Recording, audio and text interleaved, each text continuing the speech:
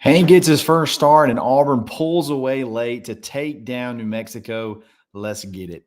In the world full of podcasts, he's the undisputed heavyweight champion of hot takes, an Auburn sports homer, master of the boog, and message board legend.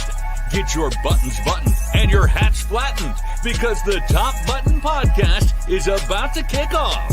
And you don't want to miss your courtside seat. Now, here's your host, Charlie Five. All right, let's get after it. Let's talk about this big win. Auburn pulls away late. Hank Brown gets his first start, and the Tigers get their second win of the season.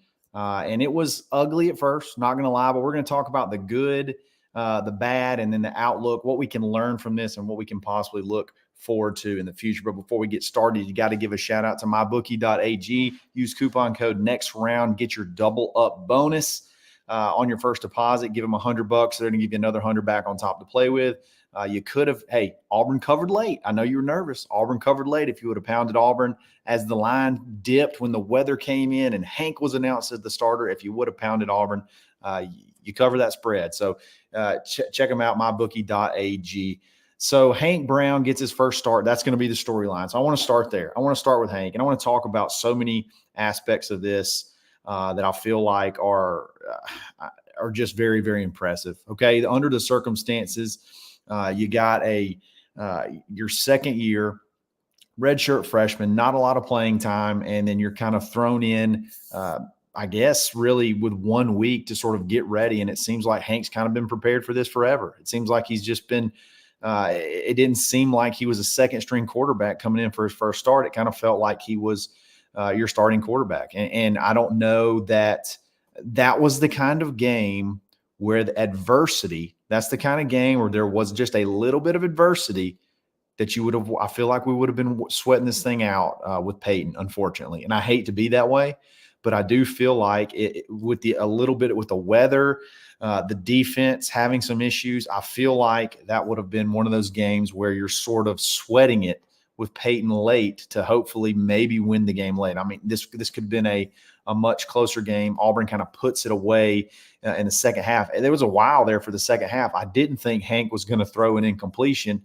And he didn't really, honestly. He had two drops there towards the end. He kind of put it on the numbers. One was a little bit of a forced throw, but still very impressive in the second half. You could tell him going through his reads. You could tell him going through the progressions, making quick decisions. And it's just I was very, very impressed with Hank. Overall, I thought that in the first half, he looked calm. There was some drives that kind of got stalled that I didn't really feel like were totally on him. Overall, though, I just feel like he made I feel like he made really good decisions and did really well. So I think that's something that we can be excited about. Looking at his stat line, 17 of 25 for 235 yards and 4 touchdowns to 4 different receivers, 68% completion percentage. Felt like he was pretty accurate all night. And I think a couple of the incompletions were wet ball situations where the ball just seemed to kind of slip out of his hands and go nowhere. So that's kind of what you want out of this kind of game. And I said, I didn't expect 350 yards out of Hank. I thought, hey, if you can just get a little bit over 200, have a high completion percentage, and then, not turn the ball over, you're going to put this team away. You're going to do pretty well. And if the defense had showed up as well as the offense, I think, and you don't have those stupid fumble turnovers, I think this game could have been a lot worse than I think it could have been a lot worse than it actually was. Auburn had to score late to kind of cover the spread. Not that that's the goal, but kind of score late to kind of put the game away. But overall, just really, really happy. You saw Perry Thompson get in the action. A lot of different receivers caught passes. I thought, hey, big props to Camden Brown, man. Think about Camden Brown. You don't ever get to play. You got Cam Coleman coming in ahead of you, and you're sort of a forgotten name. You're sort of forgotten on this roster, and you come in, you make 3 big catches. A big catch for a first down, a big catch for a touchdown. Just really made some really, really tough catches in traffic. big game for Camden Brown. Rivaldo Fairweather, another guy that, I mean, I know he did have one drop, but still maybe two drops actually. Now that I think about it, it says he had 3 targets and 3 catches. I remember at least one drop in there for 37 yards and a touchdown. It was big to finally get him on the board. That was really good. Keandre Lambert-Smith he's just so steady. I mean, so steady. Really good pickup late in the portal. It seemed like he's your go-to guy. I mean, he just is. He's your go-to guy, especially with Cam out for the game. He's an absolute stud. I love the little play. I love the touchdown pass of Jarquez. I love that play call of kind of running clear outs, and then you got a little dump off over the middle to Jarquez, getting the running backs involved. I love that. Just overall, and then you want to go to the rushing game and talk about Jarquez. Other than the fumble, he did get one. He did get it back, I believe, but still. We'll talk about the bad. We're talking good right now. We're gonna be positive, and then we're gonna talk the bad stuff. So, Jarquez, 20 carries for 152 yards, 7.6 yards a carry and a touchdown. Damari Austin, 10 rushes for 80 yards, averaging 8 yards a carry. And then Jeremiah Cobb finally got some action too, 7 carries for 34 yards. Jeremiah Cobb also opened the game up with a big kickoff return. Totally screwed them up after that. They had no idea what to do on kickoffs. They were doing short kicks. They were doing pooch punts pooch kicks. And then we actually slipped in Malcolm Simmons on them late in the game when they tried the little pooch kick to the tight end. There's Malcolm Simmons. There's 11, and he almost houses it. So I thought that was great too. Good to see Jeremiah Cobb get some action because he's a guy that I'm a little bit worried about. I know that Jarquez is gone this year, but Jeremiah Cobb's a really good player, and I want him to get action because I don't want to lose this kid to the portal because there's going to be a lot of schools that want to come after him and make him their feature back, and he could be a really good 1-2 punch with him and Damari next year. So offense overall, I just thought was very, very impressive under the circumstances. The fumbles got to fix the fumbles. And again, that's part of the bad. We're going to get there. But overall, I feel like what you saw tonight is something that you can build on. That offense right there, guys, that offense right there can win some games. That offense right there is good enough to win some games. That style, run the ball, get the ball out quick. You can take some shots, and you got some guys that can make some plays. And you're not even playing Cam Coleman tonight, who, again, he's going to be fine, a little bit precautionary. But that offense, what you just saw, can win some football games. That offense is good enough to be competitive against a lot of the teams that you're playing. And I really, really was proud of Hank. I was really proud of him, how he handled the rain. Guys, it was raining. It was pretty tough. It was raining hard there when everything got really sloppy, like towards right before halftime. Like you just wanted to get out of that game, get into half so that you could, obviously regroup and come out. And then obviously the rain stopped, and then Hank came back out and was flawless. He was flawless in the second half. Again, he was 9 of 9 before he threw his first incompletion, and it was a drop right in the hands, I believe, to Perry Thompson. And then the second incompletion, I think he forced it a little bit to Rico Walker from the sounds of it. I was on my way back. I was trying to get back to get ready, but it sounded like he forced it a little bit. But other than that, his decision-making was great. There wasn't really many throws. I wish I would have that back. There was one that was a little bit late to start the game that could have possibly been intercepted. But for the most part, I felt like he played really well. I played really, really well in his first start. Didn't let the moment get too big for him, and I thought he handled business, and that's what you have to do. You don't have to be a superstar. You don't have to make the big play every single play.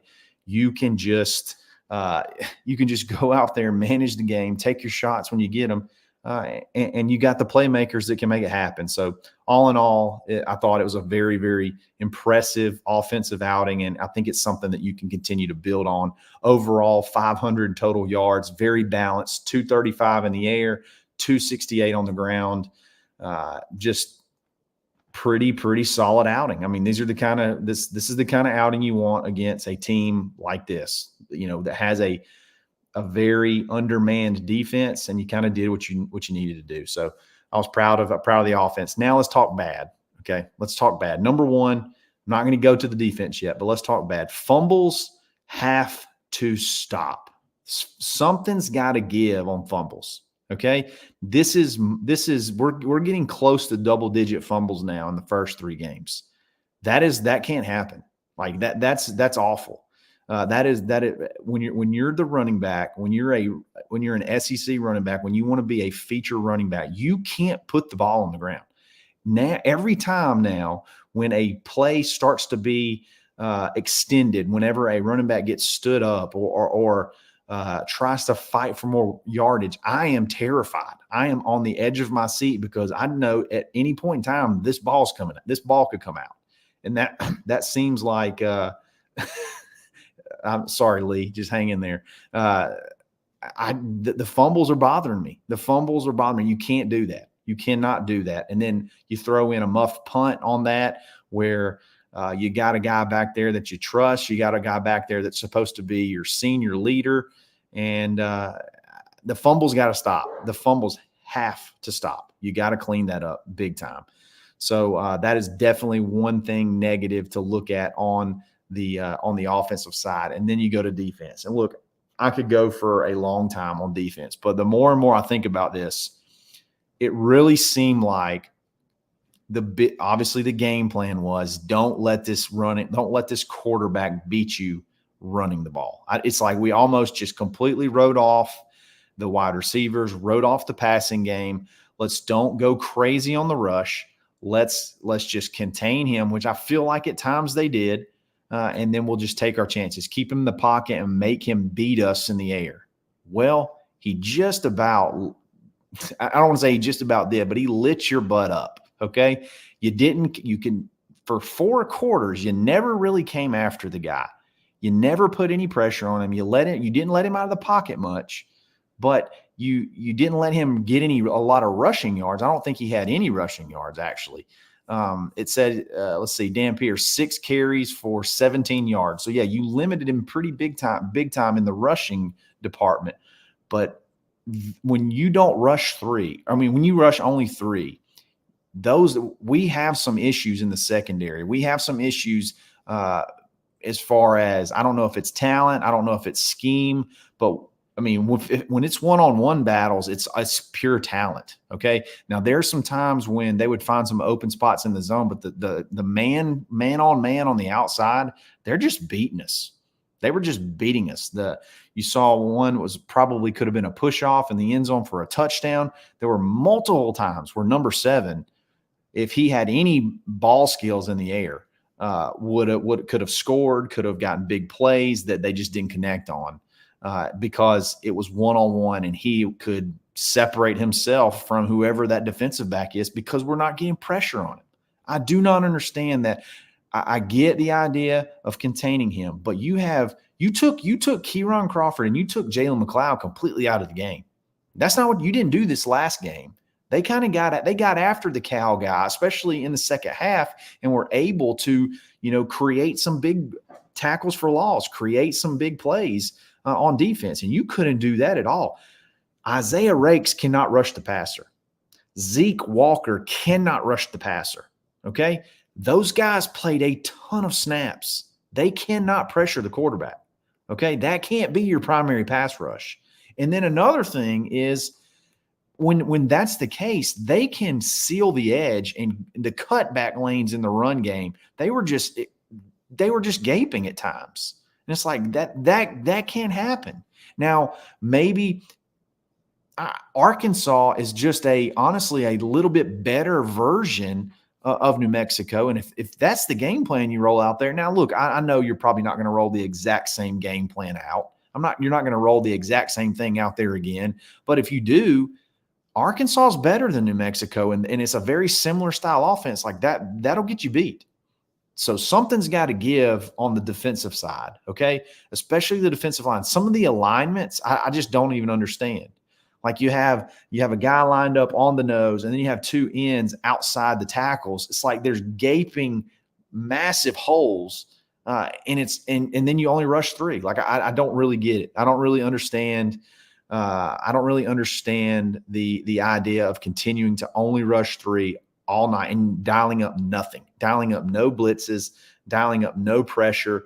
I was listening on the ride home. This is funny. I was on the ride home and I'm listening. Okay. And Andy says Auburn rushes 5, passes incomplete. Well, hey, I mean, I threw my hands off the steering wheel. I about ran off into the ditch. We rushed 5. What is that? I didn't know we could do that. And then it's incomplete. Why? Because you speed that clock up and the kid's not very accurate and he throws an incompletion. Okay. So I don't know that the defense, I don't know if it's a talent issue as much as it was as a game plan issue tonight. It felt like we just tried to play. I really don't know. Like we tried to play too safe, or we tried to just not let this kid beat us running the ball. And well, we achieved that, but he lit us up on 3rd and long. If there was 3rd and long, he could wait and throw it over the middle, 15, 20 yards all night long. And that is a scheme issue. That is a scheme issue. They found the hole in the offense, in the defense, and they exploited it every single time they could. If they got a one-on-one, they would throw it up, and their guy could either make the catch or we would get a pass interference call or something like that. It was rough. So something's got to give there on defense. Something big time has got to give. I think that this was just a overthinking. I think we really, really thought this, over game planned it, because I just can't look at. I can't hardly watch Jalen McLeod being lined up out over a slot receiver anymore. Like I can't look. I don't want to see Kieran Crawford lined up in the middle of the field and not coming screaming off the edge. Like that's what we expected these guys. That's what they're good at. Now, in the NFL, you do have to be able to be, if you're going to play that position, you do have to be able to drop in coverage a little bit. So I understand at times, but I just didn't feel like there was many traditional sets where Kieran Crawford was on the edge or Jalen McLeod was on the edge, and they were pinning their ears back and getting after this guy. I just didn't see it. Our pass rush was Isaiah Rakes,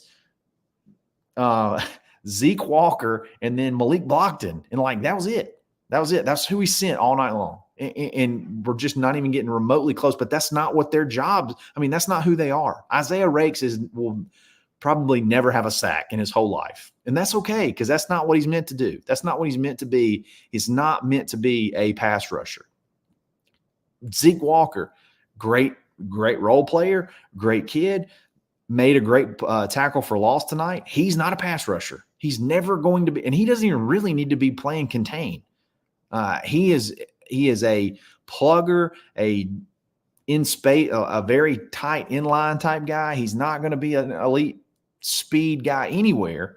Those guys can't continue to rush the passer. You got to be able to mix it up. You got to be able to bring pressure, and we just refuse to do that. Now, you did play a little bit better in the second half. They only scored 1 touchdown. I think there was some opportunities for them to score some more touchdowns or some more points in the second half. They left on the board, but they just couldn't convert. They couldn't make it happen. So I don't know. Something's got to change there. I don't really know what it is, but they definitely have to. They definitely got to get something going. Hold on 1 second. I'm going to try to get Emily Grace on. I'm going to try to get her on in just a second so she can jump in. She's at the stadium. I'm going to email her really quick, and then we're going to talk about what to look at moving forward. This is great radio right here. This is great content. There we go. And go ahead and be firing up the questions in the chat. If you want to make sure your question gets asked, definitely hit the super chat, and we'll go from there and have some fun. But so good, the bad. Another bad. Penalties were terrible tonight. Penalties were awful, and that's definitely got to get cleaned up. You had 9 penalties for almost 100 yards of penalties. That's got to be cleaned up. But hey, I saw something I ain't never seen before tonight. I think I saw up 2 penalties that equaled like 50 yards. it was crazy on a punt. I think it was it was on a kickoff return or a punt return. We had a really good really good punt return. I think we had 2 penalties, and somehow a 15-yard penalty and a 10-yard penalty somehow ended up being like 40 yards. It was crazy. I know it was a spot foul, but still it was like it was absurd. Like, we had some crazy penalties, some timely, some really bad pass interference calls, some holding calls. It was got to get some stuff cleaned up. Definitely got to get some stuff cleaned up. There's way too many penalties going on both sides of the ball. That's another big negative. And then, hey, this is a small negative, but why are we not getting Malcolm Simmons the ball? This son of a gun, every time he's on the field, makes something happen. I mean, you run a jet sweep to him, a little punch pass jet sweep to him, and I still think he scored. I don't know that he stepped out. I want to see a review. I want to see a challenge there. I can't believe that. I don't want to think he stepped out there. And then we sneak him into the little up back situation on the kickoff return where they're doing the little pooch punt because they're scared to kick it to Cobb, understandably. And he sneaks over there, catches the ball, and he damn near scores. It was unbelievable. He's so electric. Like, I'm confused. I'm wondering, is he still being punished did Mike G get him punished? Did Mike G get Malcolm Simmons punished for telling on him, for ratting him out, for almost dropping the ball at the goal line? Like, I'm wondering. I think we need to look into that. I think Mike G got Malcolm Simmons in trouble. I'm obviously joking, but could he be still punished, or could he be like in the doghouse a little bit for that? I don't know. But man, that kid's electric. Man, that dude is electric, and he needs way more playing time. He needs way more touches. I was joking. I was like, I think he needs 20 touches a game. Like, he's that good. I want to see touches. I want to see him getting little bitty short passes. I want to see him making stuff happen. But regardless, it's that's another sort of a small negative. EG is in. Let me get her on here and ask her. Hey guys. There she is. EG, what did you think about Hank's first start? Tell us about what you thought, what you saw. You got great footage of his first touchdown pass ever. Let us know what you thought. Yeah, absolutely. So we just got a post game with Coach Freeze, and they did send Hank out, which I was not surprised about. And I asked him about it, and he did say there were some conversations between himself and Peyton, that it was bittersweet, obviously, to take the starting role of someone. He said that there were times that Peyton kind of helped him out. Coach Freeze also mentioned that he caught a conversation of Peyton and Hank on the sidelines, kind of going over some coverages, how to identify man, but he seemed really consistent. He seemed really confident. I will say, I think at times in the first half, he seemed to not be, super aware of, the pressure in the pocket, things like that. But I think he adjusted. Obviously, the rain came down. You guys can see him in a full rain suit. And that did have some effect on things. But overall, it seems like this team, I never thought that Peyton lost the locker room, but I do think that these guys are happy for Hank to be in this role. 100%. You could definitely see. I saw a lot of high fives, a lot of hugs, a lot of congratulations from the players as he's walking off the field. And then he just got a smile on his face, man. Yeah. He's just smiling from ear to ear. It was really good to see. What are your thoughts on give me your thoughts on the defense from the field. Is it as bad as it looked? I had had some rain on the windshield action going up in the press box. It was kind of tough to see at times, but it looked like Auburn was just trying their hardest to keep contain of the quarterback and just weren't able to get any pressure. What do you think there? You hit the nail on the head. Containment. And I feel like this is something that Auburn has struggled with before, and it seems like sometimes it's figured out. You see flashes, but it was bad.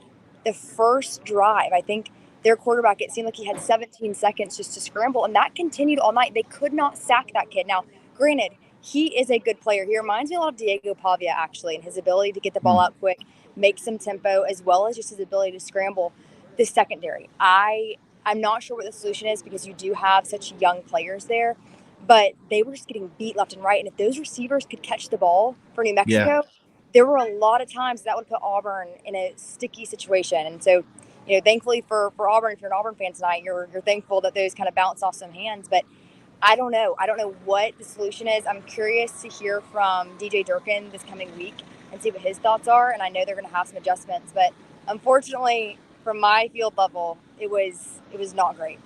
I know you got to go, so I'm going to give you one more question. As far as the offense, I feel like this offense can win football games. I feel like the style of play, the execution from Hank, and obviously the wide receivers, especially when Cam gets back healthy. I feel personally like this offense can win some games. What do you think? What do you take away as far as how it looked, how we can build, how Auburn can build on it? Overall thoughts on the offense, just in general. It seemed like Keandre Lambert-Smith was one of Hank's favorite targets, and we saw a lot of action from him tonight. I think that the positive is that so many different guys had touches. The run game looked a lot more effective, I would say middle of the third quarter, fourth quarter, than it did towards the beginning of the game. But if you can have such a balanced attack, and I want you guys to look at the statistics, it was very balanced. And Coach Free said it himself, that kind of offense will win you football games. When you're looking at Arkansas, especially coming up this week, you have to have that. And it seemed like they were able to utilize the offense in a way they haven't really been able to do under Peyton, and Hank was able to adjust. Now, there were a few throws that were a little questionable. Again, is that just lack of experience? Is it the rain? There's a lot of factors going forward. But as we're all aware of, Hank Brown is the starting quarterback for Arkansas. That was pretty bold, I think, for Coach Freeze to say that. We were able to ask Hank about his thoughts on that, and he said he feels like there's a lot to improve on. I really enjoy getting to talk to him. He mentioned, I asked him, I said, Hank, how do you stay grounded over the last week? You know, there's been a lot of change. Now you're in the starting position. And he said he leans a lot on his faith and along with his family and being in constant communication. I thought that was really special. The moment did not seem too big for Hank, and I think that's a good thing for Auburn fans to take away, that it seems like he can adjust well and that the team is supporting him in this. Absolutely. Well, EG, I know you got a long ride to get back home. Appreciate you jumping on, and it was fun to work with you today, and we'll do it again soon. Yes, see you guys next week. Bye. All right, thanks. Take care. All right, that was Emily Grace, obviously still on site, still grinding. Had a lot of fun working with her again today, and she did a really, really good job. If you haven't followed some of the social media stuff that we've done, she got she got great footage of Hank's first touchdown pass to Camden Brown. It was great. At what point, there was one throw in particular where I was just like, okay, this is the guy. When I saw the throw, I was like, this is the guy. And that was the deep pass early in the game to Keandre Lambert-Smith. Dropped it in a bucket. It was something that was a good throw against anybody. I mean, it doesn't matter. It does not matter the level of competition. It was on the money. It was in a bucket. It was perfect timing. It was perfectly led him perfectly over his shoulder. It was just that's a big time throw. And then obviously ripping it in on the touchdown pass was also really impressive too. I think we've got a quarterback, guys. I think we've got something to build off of. And I don't see Hank getting to the point where he's going to melt under the pressure. So that's my deal. Outlook. Okay. I'm looking at the schedule. I honestly, I know some people may walk away from this game feeling worse. I honestly walk away feeling much, much better because I don't think what you saw tonight on defense, I feel like that's the exception versus the rule. I think that was a bad game plan. Vice versa. Last week, very good game plan. The week prior, also very good game plan. And I think what you can take some of the stuff that you learned from this performance and sort of, I guess make some adjustments. You got a whole week to prepare for Arkansas now. And hey, if we just do this whole deal, we just rush 3, yeah, we may contain their quarterback, but there's a good chance they could light us up, and they may have a little bit of better athletes, especially at wide receiver, that can make Auburn pay. So my biggest worry this whole year, this whole last 2 weeks week and a half has been the offense. Can Auburn put an offensive product out there that can be competitive? And I think this is something, I think what you saw tonight can be that. I really do. I don't care how bad New Mexico is on defense. I think this is an offensive product, an offensive style in general that I think can be successful and you can continue to build. So I'm looking forward to this next game up against Arkansas. Like EG said, I didn't even know this, but in the press conference, I guess Hugh has already named Hank the starter for Arkansas. So that's big, a lot of confidence. He's got a lot of confidence in Hank, and we'll move forward with Hank as the guy, and that kind of fires me up. So we'll see what happens. Let's get in the chat. Let's have some fun. If you want to make sure that you get your question in or comment in, obviously hit the super chat, and I'll make sure that it gets read.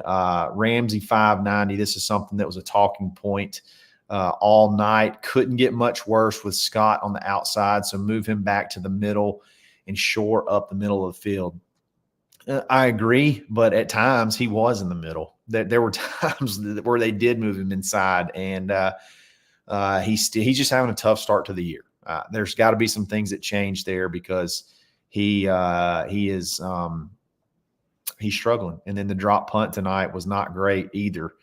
Obviously, I mean, you just can't do that. Even with the game in hand, you definitely can't do that.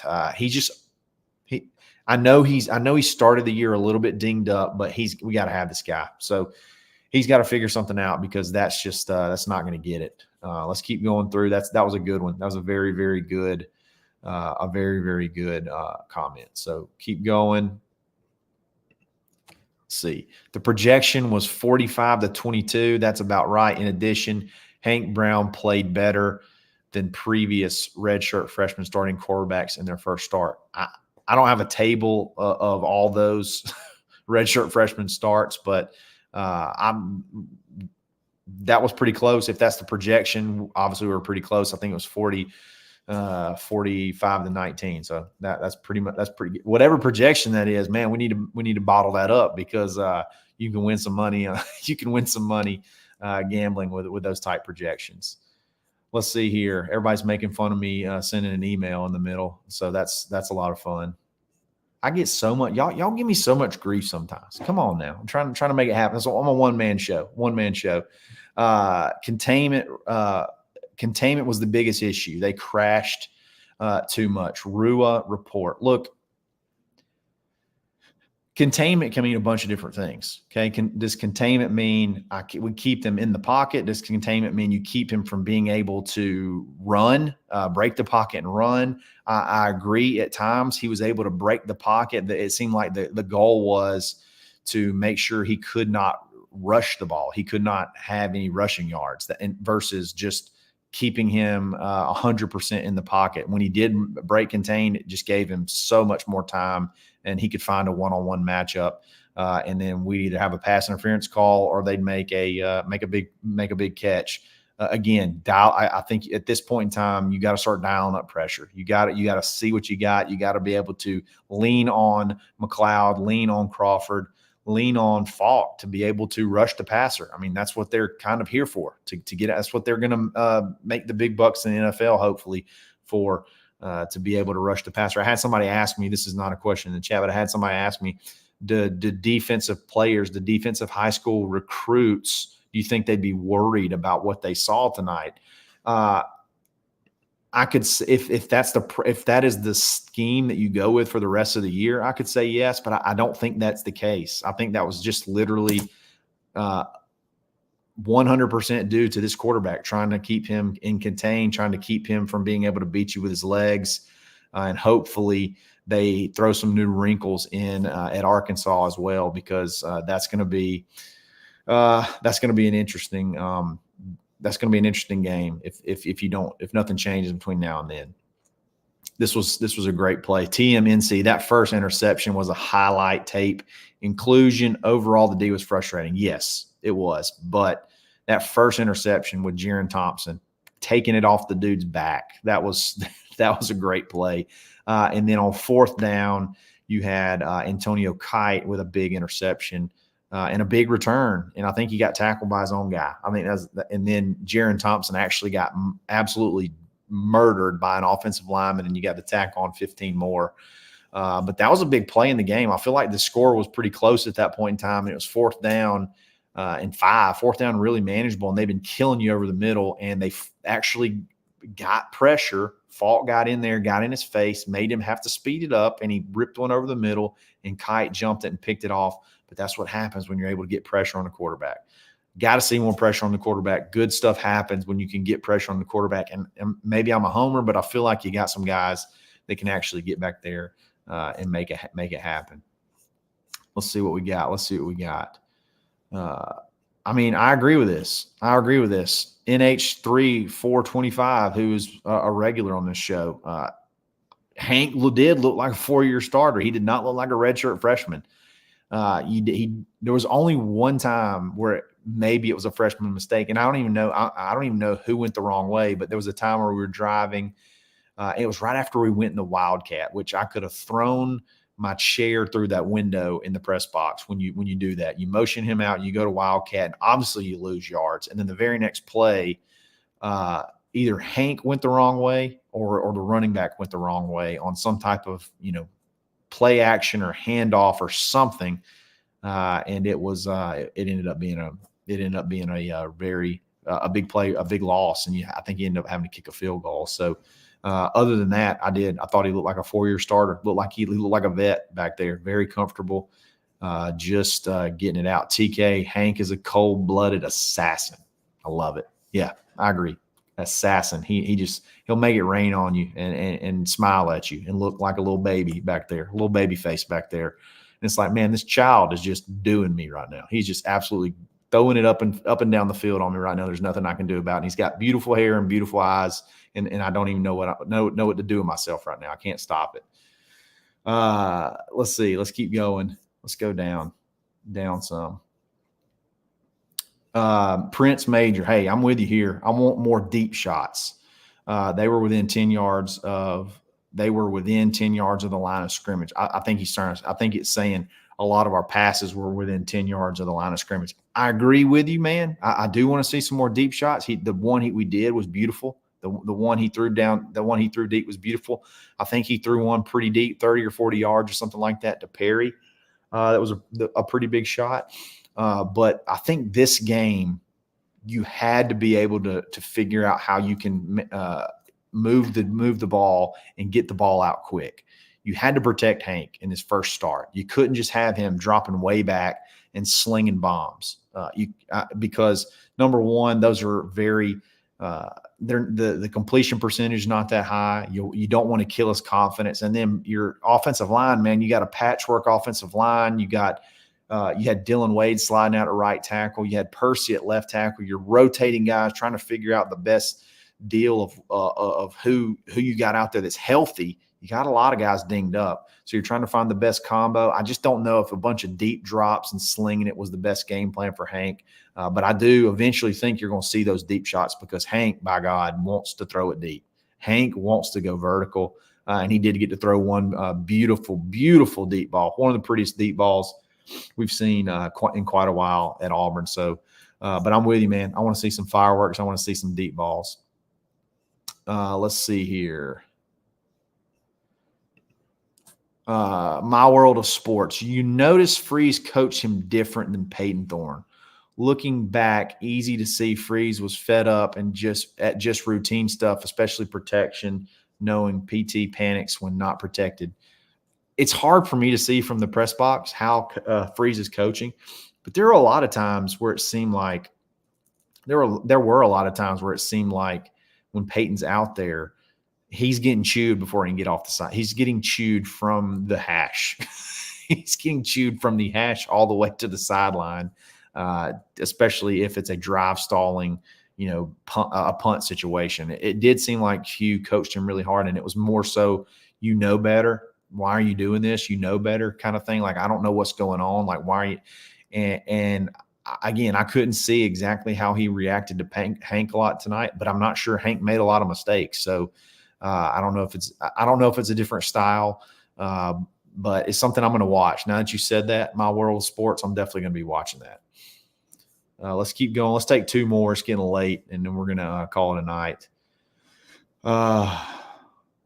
Let's see here. Johnny Barner, how do you feel about the Kentucky game with the performance they put on against Georgia? I don't know what to think about Kentucky. I mean, they got stroked by South Carolina. I mean, it was ugly. Absolutely, it was disgusting what South Carolina did to them. And then they played some really stout defense at home against Georgia, and Georgia won late. And I think Kentucky pretty much led almost the whole game. I mean, I think Georgia scored sometime either late in the third quarter, early in the fourth quarter, and Kentucky obviously couldn't overcome it. And I don't know what to think about him. I don't really know what to think about him yet, but I like that we have several games before we have to go to Lexington, and I think there's a bye week in there at some point in time. I think at the bye weeks before Missouri.